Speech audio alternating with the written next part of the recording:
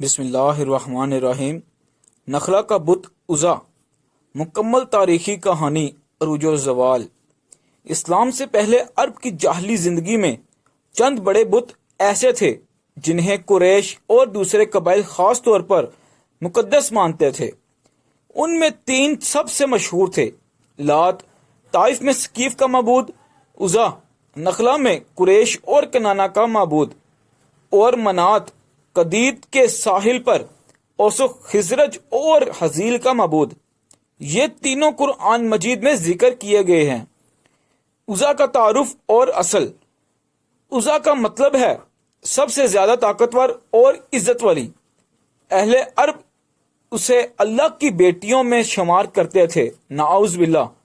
ان کا عقیدہ تھا کہ وہ انہیں اللہ کے قریب کرتی ہے اور مشکلات میں مدد دیتی ہے۔ عزا کا مقام نخلا میں تھا، جو مکہ اور طائف کے درمیان ایک سرسبز وادی تھی۔ یہ جگہ قریش اور بنو کنانا کا مذہبی مرکز تھی۔ وہاں تین بڑے درخت تھے جنہیں عزا کی علامت سمجھا جاتا تھا۔ ان درختوں کے ارد گرد ایک بت خانہ بنایا گیا تھا اور وہاں قربانیاں اور منتیں مانی جاتی تھیں۔ عزا کی اہمیت اور عروج۔ قریش کے لیے عزا سب سے بڑا معبود تھا۔ بعض مورخین نے لکھا ہے کہ قریش لات سے بھی زیادہ عزا کی عبادت کرتے تھے۔ قریش کے سردار خاص طور پر جنگوں سے پہلے عزا کے پاس جا کر دعائیں مانگتے تھے اور نذرانے پیش کرتے تھے۔ مشہور جاہلی شاعر ابو سفیان بن حرب نے جنگ احد کے بعد کہا تھا، ہمارے لیے عزا ہے اور تمہارے لیے کوئی عزا نہیں۔ عرب کے دیگر قبائل جیسے قریش، غطفان اور کنانا بھی اس کے ماننے والے تھے۔ یوں عزا عرب کے بڑے مذہبی مراکز میں سے ایک تھا۔ اسلام کا ظہور اور عزا کی حقیقت۔ جب رسول اللہ صلی اللہ علیہ وسلم نے مکہ میں توحید کا پیغام دیا تو سب سے پہلے انہی بتوں کا انکار کیا۔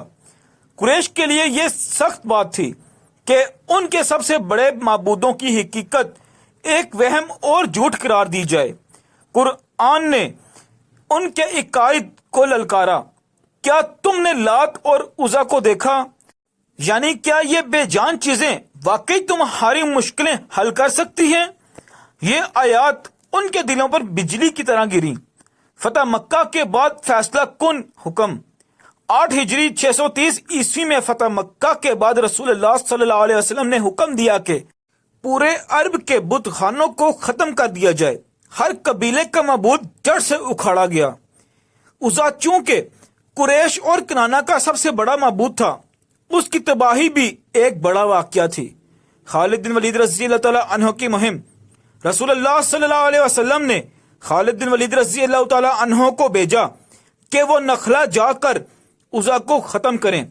خالد رضی اللہ تعالیٰ عنہ اپنے گھوڑے پر سوار ہو کر روانہ ہوئے۔ نخلا پہنچے تو وہاں ایک بڑا مندر اور 3 درخت تھے۔ آپ رضی اللہ تعالیٰ عنہ نے انہیں کاٹ ڈالا اور مندر گرایا۔ مدینہ واپس آ کر نبی صلی اللہ علیہ وسلم کو خبر دی کہ عزا کو ختم کر دیا ہے، لیکن رسول اللہ صلی اللہ علیہ وسلم نے فرمایا، تم نے کچھ نہیں کیا، واپس جاؤ، دوبارہ دیکھو۔ خالد رضی اللہ تعالیٰ عنہ دوبارہ نخلا گئے۔ اس بار جب انہوں نے درختوں کو کاٹا تو ایک حبشی عورت برہنہ حالت میں بال بکھرے ہوئے چلاتی اور چیختی ہوئی نکلی۔ خالد رضی اللہ تعالیٰ عنہ نے اسے قتل کر دیا۔ پھر واپس آ کر نبی صلی اللہ علیہ وسلم کو خبر دی۔ آپ صلی اللہ علیہ وسلم نے فرمایا، یہی عزا تھی، اب وہ ہمیشہ کے لیے ختم ہو گئی۔ قریش کا رد عمل اور تبدیلی۔ جب عزا کو گرا دیا گیا تو قریش اور کنانا کے لوگ پہلے حیران اور غمگین ہوئے۔ ان کے دلوں میں ڈر تھا کہ اب کیا ہوگا، لیکن وقت گزرا اور انہیں سمجھ آیا کہ یہ سب وہم تھا۔ نہ عزا نے خود کو بچایا، نہ اپنے ماننے والوں کو۔ یوں قریش نے جان لیا کہ صرف اللہ ہی معبود ہے اور وہی نفع و نقصان کا مالک ہے۔ عزا کے بعد کی حقیقت۔ نخلا کی وادی جو پہلے مشرکانہ رسومات کا مرکز تھی، اب اسلام کی روشنی سے جگمگا اٹھی۔ عزا کا کوئی نشان باقی نہ رہا۔ وہی قریش جو اس کے نام پر فخر کرتے تھے، اب کلمہ توحید پڑھنے والے اور اسلام کے محافظ بن گئے۔